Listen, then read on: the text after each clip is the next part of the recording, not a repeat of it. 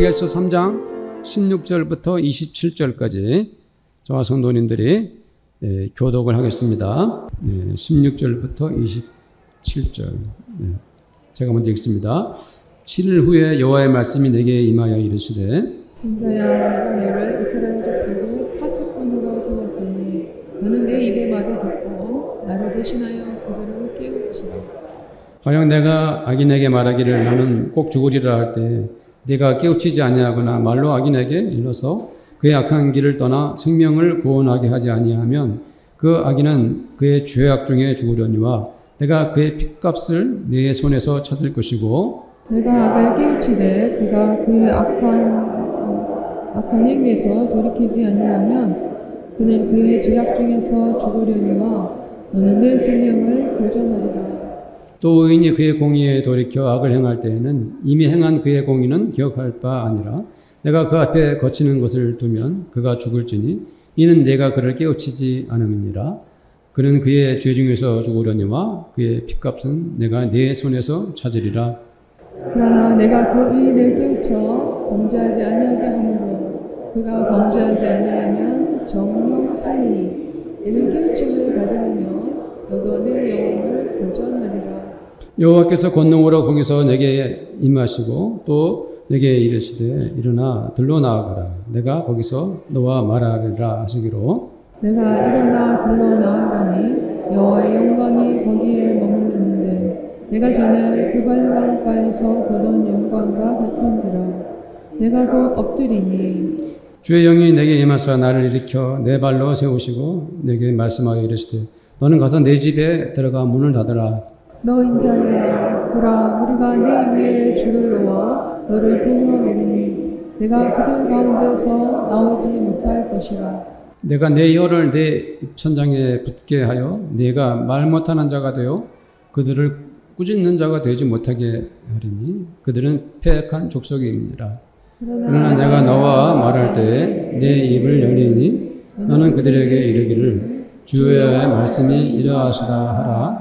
들을 자는 들을 것이요 듣기 싫은 자는 듣지 아니하니 그들은 반역하는 족속이니라. 아멘. 네, 요즘 너무 더운데 성도님들 건강하게 잘 지내고 계시죠? 네.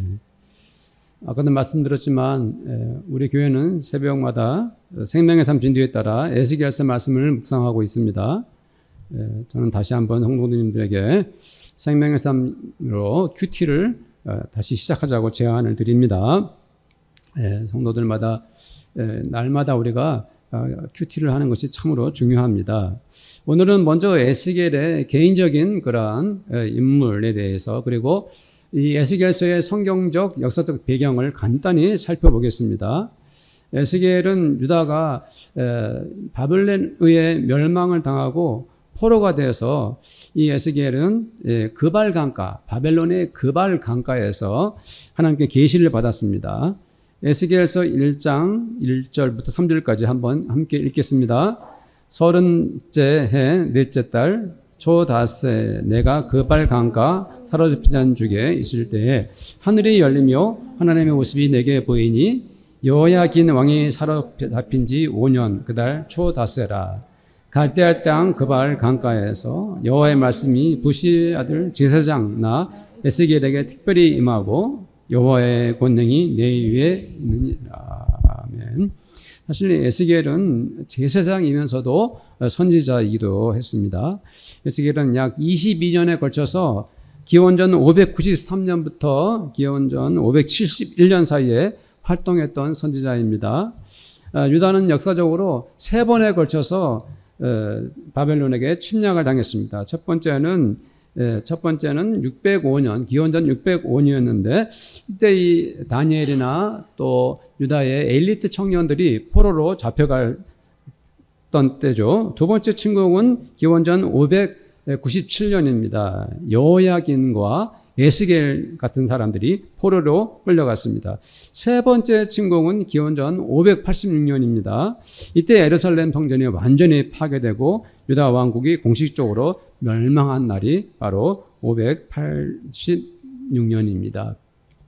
그렇기 때문에 에스겔은 이 예루살렘이 파괴되기 직전과 유다의 최종 멸망의 시대를 함께 겪어야 했던 것이죠. 에스겔은 1장과 3장에서 하나님께 특별한 계시를 받습니다. 환상을 보게 됩니다. 그리고 선지자로 부름을 받습니다. 특별히 에스겔서 3장에서 에스겔은 하나님의 말씀인 두루마리를 먹는 경험을 합니다. 그는 하나님의 말씀을 자기 몸에 먹습니다. 그리고 자기 인격에 온전히 담게 됩니다. 그는 왜 그런 경험을 했느냐? 하나님 왜 그렇게 두루마리를 먹게 하셨는가? 바로 포로로 잡혀 고통을 겪는 유다인들에게 말씀을 예언하라고 이렇게 두루마리를 먹게 하신 것입니다. 자, 우리 3장 3절을 한번 보겠습니다. 읽겠습니다. 시작. 내게 이르시되 인자야 내가 내게 주는 이 두루마리를 내 배에 넣으며 내 창자에 채우라 하시기에 내가 먹으니 그것이 내 입에 달기가 꿀 같더라. 아멘. 그리고 하나님은 에스겔을 파수꾼으로 세우십니다. 파수꾼은 성벽에 올라가가지고 적군의 동태를 살피다가 적들이 공격해 오는 것을 보면 아군들에게 신호를 보냅니다. 그래서 전쟁에 임하게 하는 역할을 하는 것이죠. 파수꾼은 그 나라를 전쟁에서 승리케 하느냐 아니면 적군에 의해서 무너지고 마느냐를 결정하는 아주 중요한 그러한 역할을 하는 것이죠. 하나님은 에스겔에게 파수꾼으로 에스겔을 세우십니다. 17절 말씀을 한번 읽어봅니다. 인자야 내가 너를 이스라엘 족속의 파수꾼으로 세웠으니 너는 내 입의 말을 듣고 나를 대신하여 그들을 깨우치라. 아멘. 그러나 에스겔에게 닥치는 환경은 열악하기 그지없었습니다. 나라를 잃고 자기네 국민들은 바벨론으로 포로로 끌려갔습니다. 이 와중에 그들에게 하나님의 말씀을 전하라고 하니까 에스겔은 참 고난의 종이라고 할 것입니다. 오늘 저희들이 읽은 말씀처럼 에스겔은 악인들에게도 말씀을 전해야 했습니다. 악인들에게. 그것은 마치 이런 것과 같습니다. 어떤 사람이 많은 사람을 잔혹하게 죽였습니다. 그리고 교도소에 갇히게 되었습니다. 그런데 그 사람에게 가가지고 하나님의 말씀을 전하라고 하는 것과 같죠. 많은 사람들을 그렇게 가혹하게 죽여놓고 감옥에 있는 그에게 가서 복음을 전한다는 것은 무슨 의미가 있습니까? 그런 사람은 용서가 안 되죠. 사형을 시켜가지고 죽이는 것도 화가 날 지경이에요. 그래서 오히려 아주 가혹하게 그를 고통스럽게 살게 하는 것이 오히려 더 나을지도 모를 정도죠. 왜냐하면 그는 너무 잔혹한 죄인이기 때문이죠. 그런데 그 사람에게 가서 하나님의 말씀을 전하라. 이런 말씀인 것이죠. 하나님은 그 유다 백성들에게 에스겔에게 가서 하나님의 말씀을 전하라 하셨지만은 그건 감당할 수 없는 거예요. 왜냐하면 그 에스겔이 전해야 할 그 유다 백성들은 너무 죄악 가운데 가득한 사람들이기 때문에 그렇죠. 아무리 전해도 그들은 듣지 않을 사람들입니다. 그런데도 전하라고 합니다. 그러면서 하나님은 심지어 이렇게 말씀하십니다. 네가 그들에게 내 말을 전하지 않아서 그들이 그대로 죽게 된다면 책임을 내가 너에게 묻겠다. 이렇게 말씀하십니다. 죄는 그들이 저질렀는데 왜 선지자 에스겔에게 그들의 핏값을 묻겠다고 하시는 것일까요? 바로 이것이 에스겔과 같은 선지자들의 운명인 것입니다. 다른 사람들이 뭐라고 하든지 간에 그 시대와 사회가 어떻게 외치든지 간에 선지자들은 그 모든 반대를 뚫고서 하나님의 말씀을 죄인들에게 예언해야 하는 것이 그들의 처지인 것입니다. 저는 에스겔의 입장을 한번 생각해 봤습니다. 내가 바로 그 현장에 있었던 에스겔 당사자라면 나라를 잃고 적국 가운데서 고통 가운데 있는 그 상황에서 그리고 말씀을 전해봤자 소용도 없는 그 사람들 앞에서 하나님의 말씀대로 나는 과연 선지자 노릇을 할 수 있었을까? 정말 막막하고 너무 고통스럽다 생각합니다.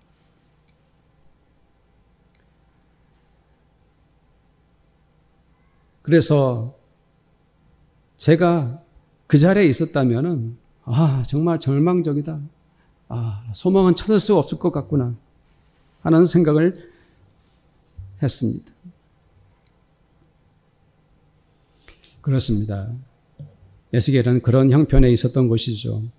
22절 말씀을 보면은 어떤 말씀이 있습니까? 그 22절 말씀에서 하나님께서 에스겔에게 무엇을 주셨지요? 에스겔에게 무엇이 임했습니까? 네, 여호와의 권능이 임했습니다. 권능이 22절에 그 말씀하고 있죠? 권능이 임했어요. 너무도 힘든 상황에 직면한 에스겔이지만 하나님은 있는 힘껏 에스겔을 붙들어 주셨습니다. 하나님은 강한 능력으로 에스겔에게 찾아가셨습니다. 그리고 하나님은 그를 어느 곳으로 이끄셨습니까? 오늘 읽은 말씀에서 들로 하나님 에스겔을 이끄십니다. 여기서 들이란 허벌판을 뜻합니다. 사람이란 찾아볼 수가 없고요. 끝이 안 보이는 광활한 땅을 의미합니다. 이렇게 지평선만 가득한 들판으로 하나님이 에스겔을 부르신 이유가 있습니다. 성도님들도 한번 생각해 보십시오. 왜 하나님께서 그를 들판으로 이끄셨을까요? 왜 그곳에 하나님은 에스겔을 부르셨을까요? 상상해 보기 바랍니다. 오늘 말씀 그 자체에 있죠. 그것은 바로 하나님께서 에스겔에게 그 들판에서 말씀하시기 위해서 불렀어요.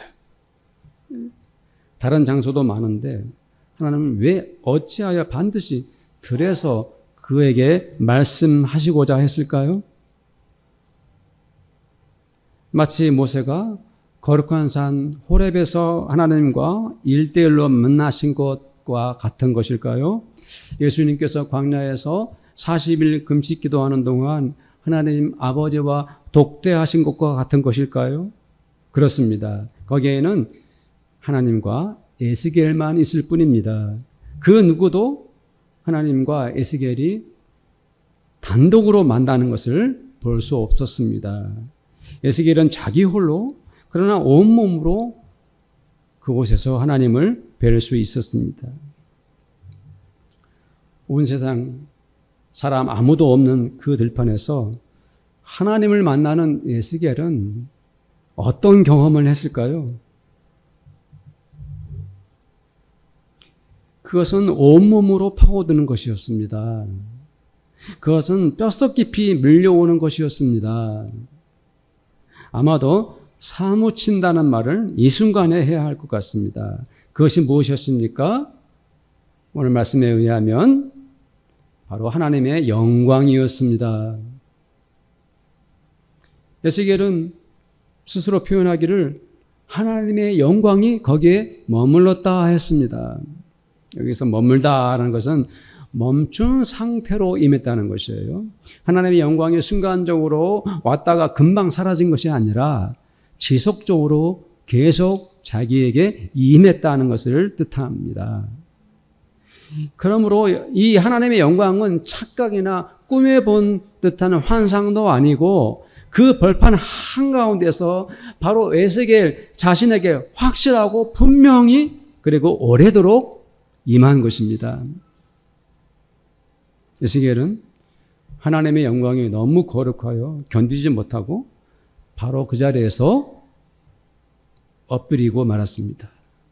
고개를 쳐박고 몸은 땅에 엎어져 가지고 하나님의 영광 앞에 압도당하고 있습니다. 그는 도저히 눈을 뜰 수가 없었습니다. 고개를 들었다가는 하나님을 뵙고 그냥 그대로 그 자리에서 죽을 것 같은 생각마저 들었던 것이죠. 그러나 그때 하나님의 영이 그에게 찾아오셨습니다. 성령께서 그의 영혼에 임하신 것입니다. 하나님의 영, 성령님은 에스겔을 일으켜 세워주셨습니다. 하나님의 영광 앞에서 꼬꾸라진 에스겔을 성령께서 그 발로 세워주셨습니다. 에스겔 이 사람에게는 지금부터가 중요한 순간입니다. 하나님은 거룩한 영광으로 임하셨을 뿐 아니라 이제 그를 일으켜 세워 무엇을 하시겠습니까? 말씀하실 것이기 때문이죠. 매우 중요하죠. 하나님은 큰 권능으로 에스겔을 들러 몰아가셨고 또 그 영광으로 충만하게 에스겔 바로 그에게 찾아오신 바로 그 이유가 그에게 말씀하시기 위해서 그렇게 하신 것이 아닙니까? 사랑하는 성도님들, 우리가 하나님의 말씀을 대할 때, 읽을 때, 묵상할 때마다 그냥 무심코 시간을 보내지 마십시오. 바로 그 시간은 하나님의 영광이 임하는 시간인 것입니다. 하나님의 말씀을 읽고 묵상할 때 하나님의 영광이 임하시는구나 하는 그 감격을 경험하십시오. 내가 친히 지금 우리 주 예수님의 육성을 듣는다는 그 심정으로 가장 겸손한 마음으로 하나님의 영광 속에서 말씀을 보기 바랍니다. 세상과 나는 관계도 없고 하나님의 영광만 경험하는 하나님과 독대하는 은혜를 경험하시기 바랍니다. 그러나 하나님은 에스겔에게 너무 뜻밖의 말씀을 하셨습니다. 하나님께서 그에게 엄청난 명령을 내리신 것이 아니었습니다.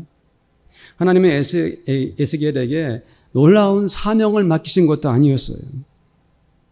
하나님은 들에서 벗어나서 이제 그를 이렇게 세우신 후에 집으로 들어가라고 말씀하셨습니다.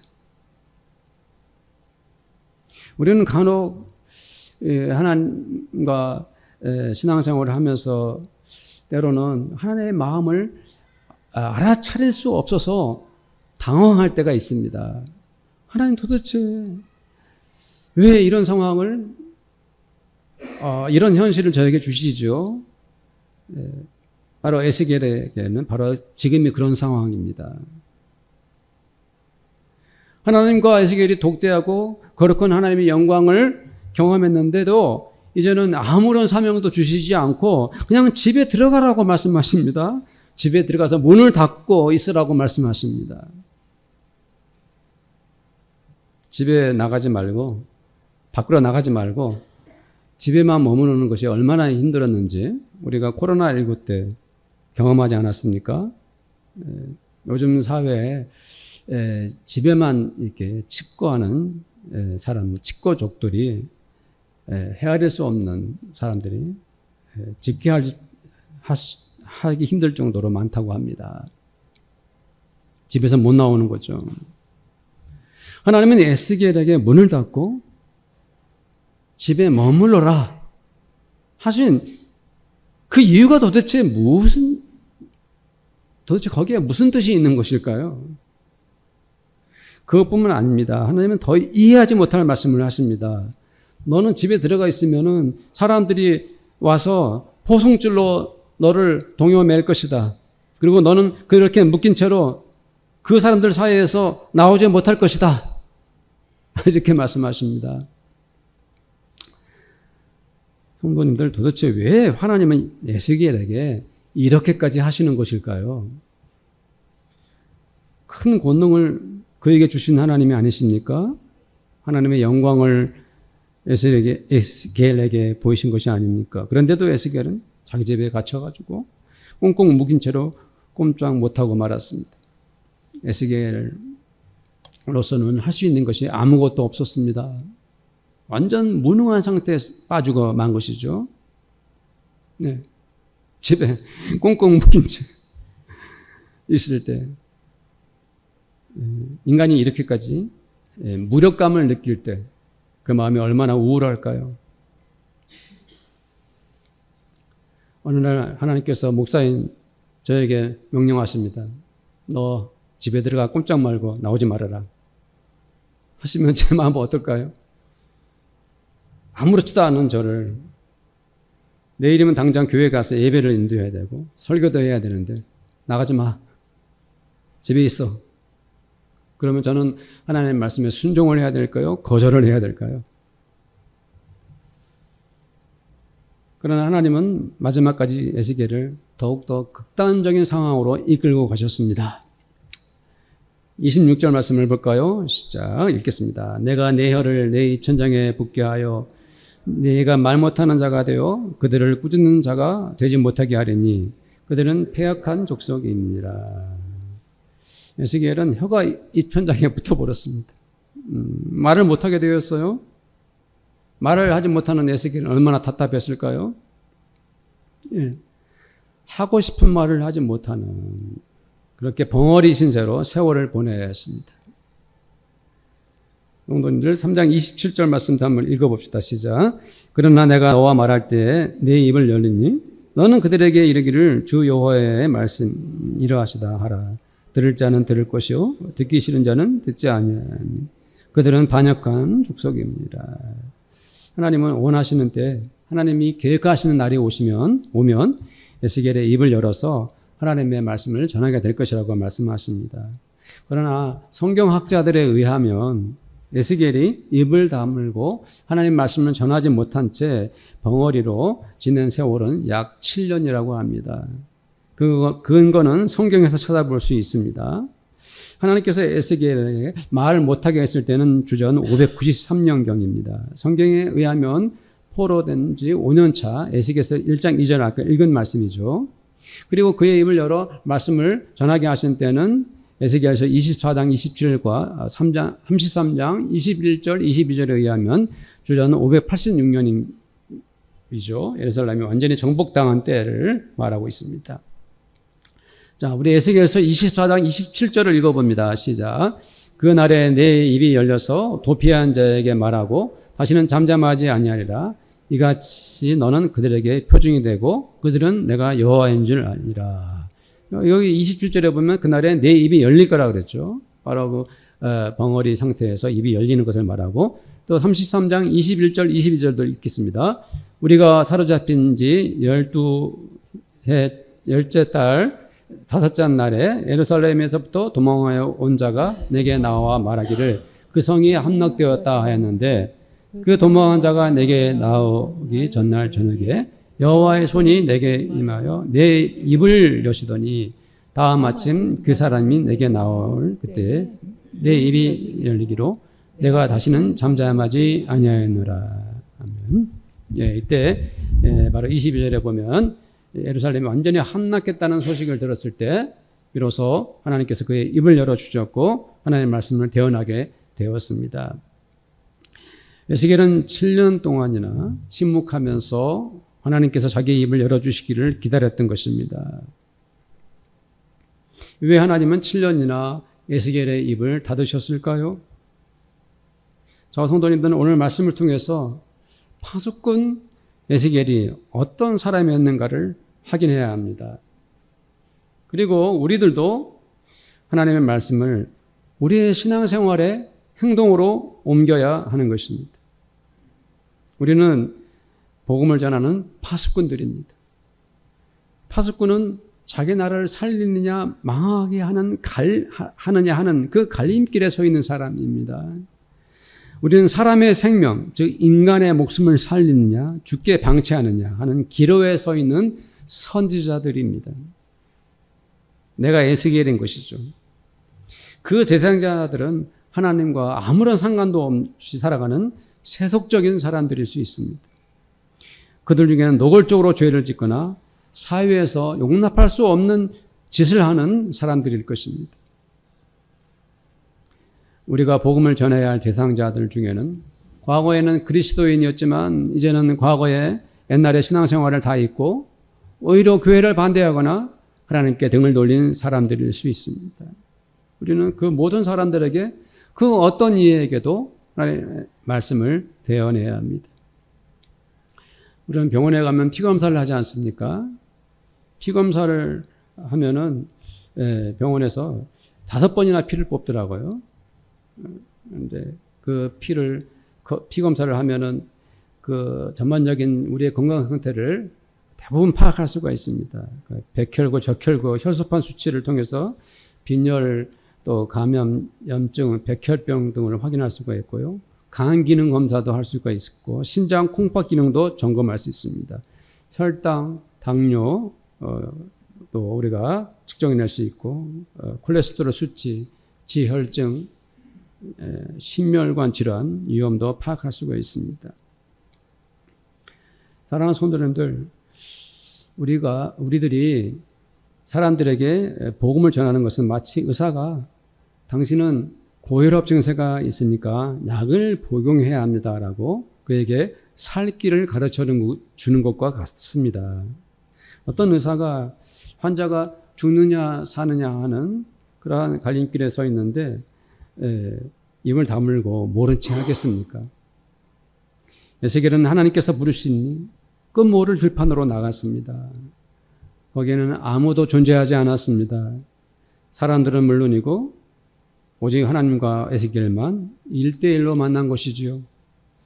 그리고 거기에서 에스겔은 하나님의 영광이 내려오는 것을 봤습니다. 그것은 하나님께서 임재하시는 거룩한 경험이었습니다. 에스겔은 하나님의 영광에 충격을 받고 그 자리에서 엎드리고 말았습니다. 사랑하는 성도님들, 우리는 하나님이 보내신 파수꾼들입니다. 우리는 하나님께서 부르신 이 시대의 선지자들입니다. 우리는 예수님의 뒤를 따르는 제자들입니다. 우리들도 우리 주 예수님의 영광스러운 임재 앞에 엎드려야 합니다. 우리의 온몸과 전 인격을 낮추고 그분이 얼마나 거룩한 분이신지 우리들은 경험해야 합니다. 오 주님, 주님은 온 만물을 만드신 창조주이십니다 라고 말해야 합니다.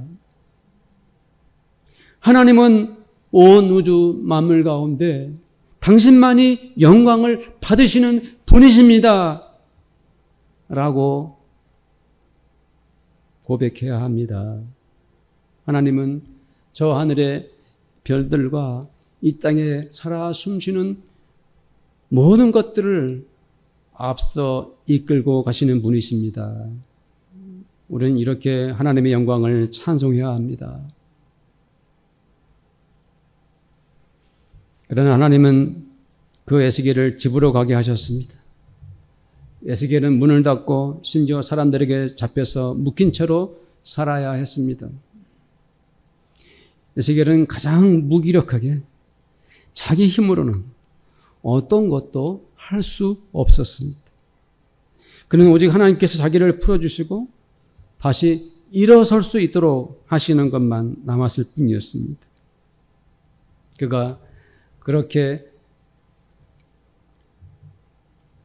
덩어리로 지내는 동안 우리는 그가 하나님을 어떻게 만났을까 상상해야 합니다. 왜 하나님은 에스겔을 그 지경으로 몰고 가셨는지 우리는 하나님의 뜻을 깨달아야 합니다. 에스겔은 오직 하나님만을 배웠습니다. 그는 아무도 만나지 못하고 어떤 말도 못하고 어떤 행동도 하지 않고 단지 하나님 앞에만 서 있어야 했습니다. 우리들은 참으로 바쁜 나날들을 보냅니다. 우리들은 단 1분 1초도 아깝다고 여기고 정말 치열하게 살아갑니다. 단 한순간도 헛되이 살고 싶지 않아서 부지런히 일합니다. 내 몸을 일거리에 붙들어 매놓고 나를 거기서 떠나지 못하도록 합니다. 그렇게 우리는 시간에 중독이 되고 일에 사로잡혀서 앞만 보고 달려갑니다. 마치 멈추지 않을 기관차처럼 질주를 합니다. 사랑하는 성도들, 왜 우리는 잠을 잡니까? 하나님은 우리들에게 잠이라는 것을 선물하셨습니다. 인간은 잠을 자지 않으면 우리들의 온몸에 건강을 해치게 됩니다. 어떤 사람이 1초도 잠을 자지 않고 가장 오래 버틴 시간이 얼마인지 아십니까? 무려 11일 동안이나 17세 청년이 그렇게 세계 기록을 세웠다고 합니다. 사람이 잠을 안 자게 되면 온몸에 짜증이 나고 환청이나 환상을 보고 듣게 되고 감정 통제가 불가능하게 됩니다. 뇌에도 심각한 손상이 오고 판단력이 흐려지게 됩니다. 신체적으로 움직임도 불가능하게 되죠. 인류는 태어나면서부터 무심코 잠을 자지만 사실 그 수면이 얼마나 소중한지를 모르고 살지요. 성도들, 잠이 무엇입니까? 우리의 몸과 정신의 모든 것을 중단하고 단지 잠만 자는 것입니다. 그 잠을 통해서 우리의 뇌는 더욱 활성화됩니다. 잘 자고 깊이 자면 우리의 몸과 정서 그리고 내가 하는 일까지도 더 잘할 수 있습니다. 사랑하는 성도들, 일상생활 속에서도 우리는 내 모든 것을 내려놓고 내가 하던 일을 온전히 중단하고 하나님만을 뵙는 시간을 가져야 합니다. 마치 집에 꽁꽁 묶인 채 벙어리가 된 에스겔처럼 그 시간에는 오직 하나님의 영광만 경험해야 합니다. 하나님의 거룩한 은혜 속에 나와 하나님만 독대하는 시간을 가져야 합니다. 우리는 하나님의 성품을 가진 사람들입니다. 우리는 하나님의 마음을 품은 이들입니다. 우리는 하나님의 아들, 딸들입니다. 우리는 하나님과 만나 하나님하고만 지내는 시간을 가져야 합니다. 그렇게 하는 것이 내가 믿는 하나님을 영화롭게 하는 것입니다. 그 시간에는 오직 하나님의 말씀만을 묵상하며 하나님만을 찬송하는 시간입니다. 무릎 꿇고 하나님께만 기도하는 시간입니다. 우리가 그렇게 하나님만을 만나는 순간, 우리가 그렇게 하나님을 만나는 그 삶을 살아갈 때 하나님은 우리의 전 인격을 가장 아름답게 하십니다. 하나님 앞에 서기를 기뻐하는 사람을 지극히 선한 자로 세워주십니다. 하나님은 그런 사람을 한 사람으로서 이 세상에서 가장 값지고 훌륭한 인생을 살도록 이끌어 주십니다. 그러나 우리가 하나님과 1대1로 만나는 시간을 갖지 않는다면 우리들과 하나님과의 관계는 아주 심각해지고 맙니다. 하나님과 나 사이의 건강한 관계가 사라지게 됩니다. 하나님과 독대하는 시간을 뒤로 미루고 그것을 하찮게 여기다가 나중에는 하나님을 만나는 것 자체가 전혀 기쁘지 않게 됩니다. 하나님 앞에 서는 것이 아깝죠.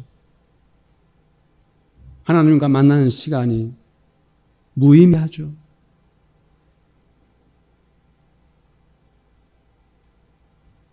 하나님과 나 사이에 매우 부정적인 현상이 생기게 되는 것입니다.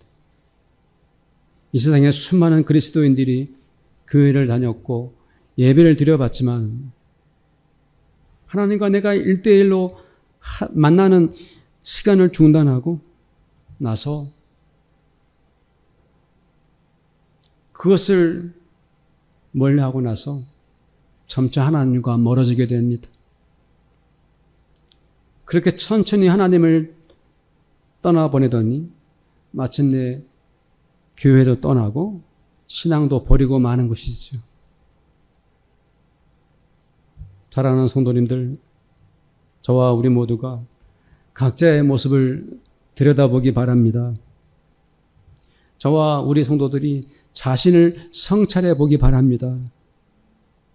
부디 에스겔에게 임했던 그 은혜가 우리 성도들에게 함께하기 바랍니다. 하나님의 파수꾼이 되십시오.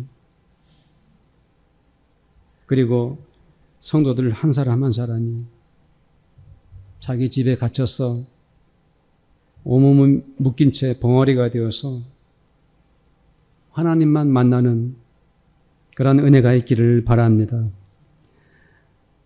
우리 함께 기도하겠습니다.